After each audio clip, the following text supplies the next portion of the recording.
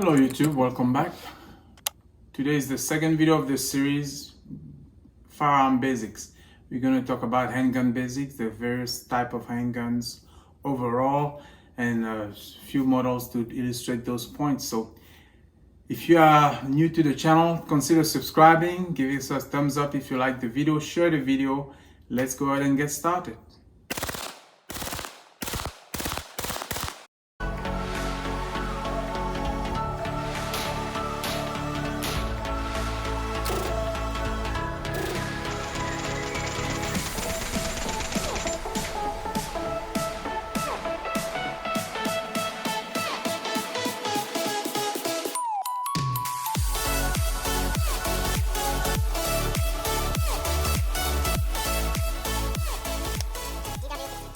Semi-automatic pistol, this is where we're going to spend a little bit more time, because many of you, if you're a shooter or first-time shooter, you probably grab or purchase one of the semi-automatic pistol on the market. I'm going to talk about the generality, and as I do that, I'll showcase some of the models out there.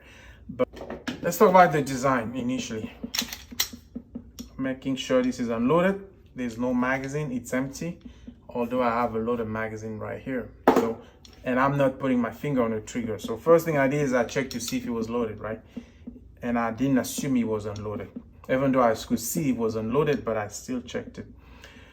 This is a Glock 17, a 9mm. Glocks are very popular pistols. This is not a video about Glocks, but they are very popular firearm, very popular both for civilians, police force, military, because of their reliability, the design, and the somewhat simplicity. This Glock 917 in this case has three main parts. This is true for all those type of firearms. You will have a slide, upper part, that's the slide. Inside the slide, you will find a barrel.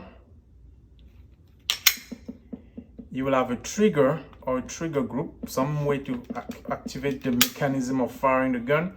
And then you have a frame. The frame is always usually the lower section of the gun, because typically the slide would be separate, removable from the frame. So the Glock 17 is what you call a striker fire pistol. There are several kind of pistol, but in general you have a hammer, just like we saw on the revolver, or like we see on this CZ75. Some hammer that once the trigger is pressed will hit the firing pin, which causes the detonation, the primer to explode and the bullet to go out. Or you have a striker fire pistol like the Glock, where there's no hammer, there's nothing to cock in the rear. No hammer, striker bar, directly engaging the firing pin. This is the Glock 17. But typically, for every pistol or semi-automatic pistol, you will have a magazine. In this case, this is the 31 round magazine, which is legal in this state. And then the magazine is where you insert the ammunition, and then you load the magazine in the gun, and you grab the slide, pull back, and let go. When you do that, a round is chambered into the round is taken from the magazine and brought into the chamber of the gun, and that in essence loads the pistol. And once you put the finger on the trigger and press it, the firing pin hits the back of the cartridge, like this one. The firing pin hits the primer, which explodes, causes the powder inside to explode, and then the bullet, the front part of the ammunition, is launched out, projected out, and that explosion is filling the chamber of the gun with gases, which pulls the slide back out. By doing so, the empty chamber, the empty casing, is ejected out of the gun, and when the gun goes back forward because of the inertia, it picks up another round, and that goes on and on and on until the magazine is empty. And that's how the semi-automatic pistol works. So another type of semi-automatic pistol will be this Beretta 92. The Glock has a steel frame, steel slide, a steel barrel, and a polymer frame, also known like plastic, hardened plastic. This Beretta 92 is also a very popular handgun if you serve in the military. You probably carry one of those back in the days. All over the world, a lot of police and military use Beretta pistols for handguns. And in this particular case, this is a Beretta 92S. The difference on the Beretta is it's mostly a steel gun. It's all steel except for the grips that are plastic. So it's heavier. It's a metal-based gun, more weight. Because of its size, this is considered a full-size gun because it's larger.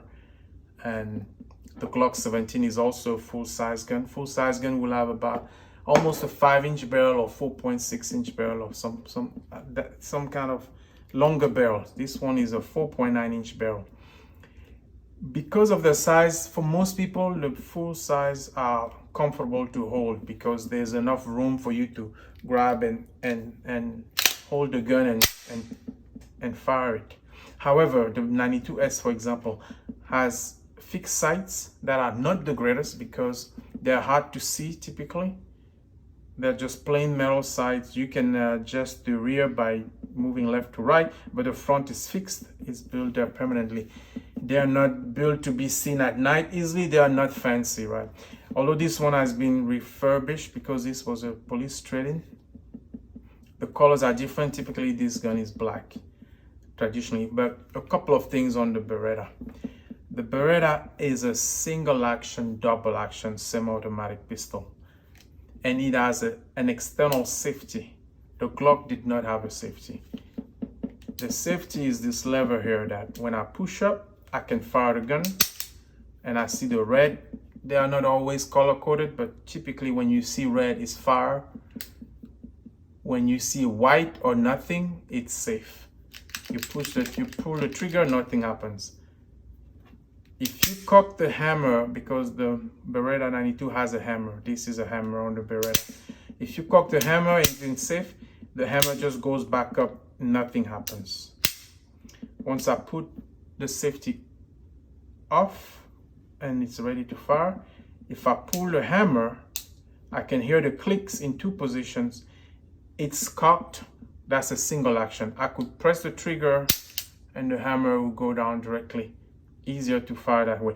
Or from the hammer resting position down, I can press the trigger harder and fire the gun, which is a double action. So the Beretta 92S, it's a semi-automatic pistol that is also single action, double action, just like a revolver would be. Steel magazine. This one takes about 15 rounds. One of the differentiation is that this is an Italian-based gun. I'm not saying that's the reason why, but most of European guns back in the days, the magazine release were at the base of the grip. So in this case, this magazine release button is down below. This is more of a service, what you will hear people refer to as a service handgun, meaning it was meant for military, police, some situation of self-defense or service duty. It's not the best thing to take to a gun competition if you're shooting sport shooting competition where you have to reload fast or anything like that, because the ergonomics, the weight and the designs, it's not meant for super speed. It's meant for really defensive purposes or duty purposes. So typically a handgun will have a mechanism to release the slide.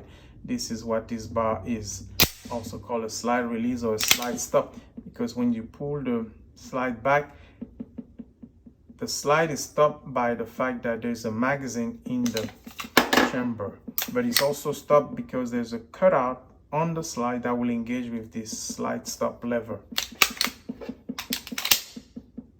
Beretta 90, the popular handgun manufacturer is SIG. In this case, I have a SIG P320 M17, which is also a military-based variant of the semi-automatic handgun from SIG. But the SIG P320 M17, for example, is a full-size, about, I think, almost 4.6-inch barrel, if I'm not mistaken. Carbon steel barrel. The grips are polymer. The frame is polymer. It comes with several capacity magazine. Typically you have 17 or 21 round. You can also have a 15 round if it was a compact frame, but this one being a full-size frame accommodates a 17 21 round magazine. The difference with this SIG P320 from the Glock is you have serration back in the back and on the front. You also have a red dot mounted on this pistol. It did not come with a red dot, but I installed it. But it came with a base plate that allowed the mounting of a red dot. You will usually hear those referred to when a pistol has a slide that has a built-in pre-cut location to mount a red dot.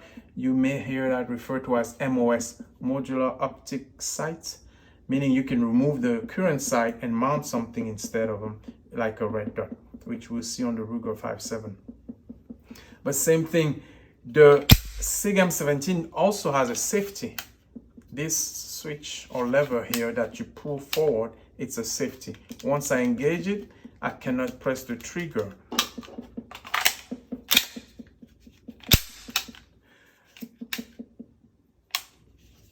The SIG P320 M17 has a safety that can be operated from both sides, as well as a slide release button that you can operate from the left or from the right. So if you're a right-handed shooter, you can use it with your right thumb. If you're a left-handed shooter, you can operate from the left as well.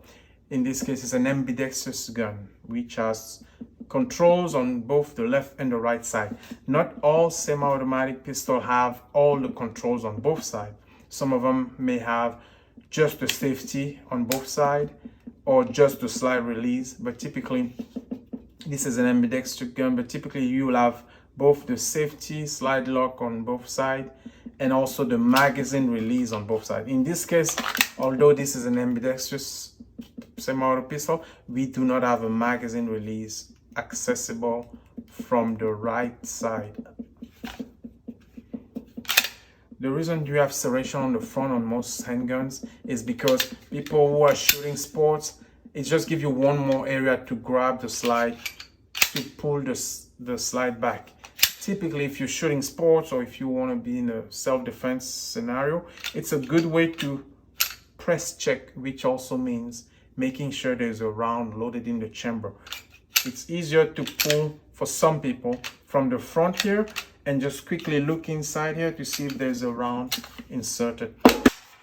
So that's an example of both steel and polymer frame with safety features and red dot features. Let's look at another gun.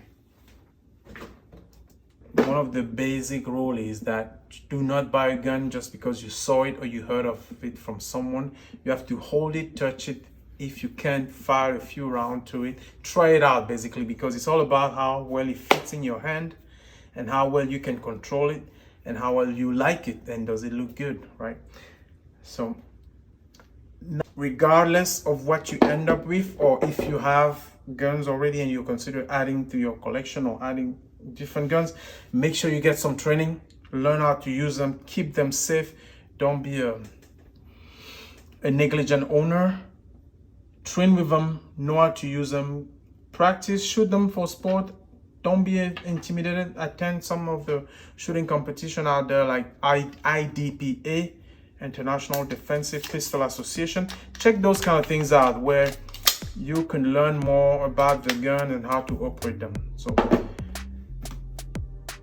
if you're still watching the video, I really appreciate it. Give me a thumbs up, post a comment, let me know if you have any of those guns and what you've done to it. Let me know how far you are in your journey of firearm ownership and whether or not this made sense to you and if this helped. Thanks for watching. Subscribe, stay safe.